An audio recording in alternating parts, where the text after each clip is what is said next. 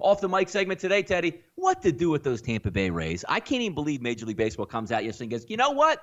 I think this might work here. Why don't we split up, Teddy? We're not talking about like Minneapolis and St. Paul right next to each other. Why don't we just split the season between Tampa Bay and, Montreal? Let's get after it. When are we going to realize that baseball in Florida doesn't seem to be working out as well as Major League Baseball had planned? If you take a look at all the teams in Major League Baseball, Teddy, the two teams on the bottom of Forbes' list with worth, the Miami Marlins and the Tampa Bay Rays. Why don't we just admit what it was? It's not a failure, but there's more opportunistic abilities in other cities out there. Why not just let them go to a Montreal or even, Teddy, somewhere out west, I think, right?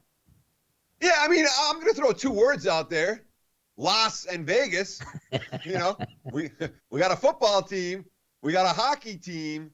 The basketball's not here yet. And frankly, I'm not baseball would draw in Vegas initially, just like it drew in Tampa initially. I don't know what it would do long term.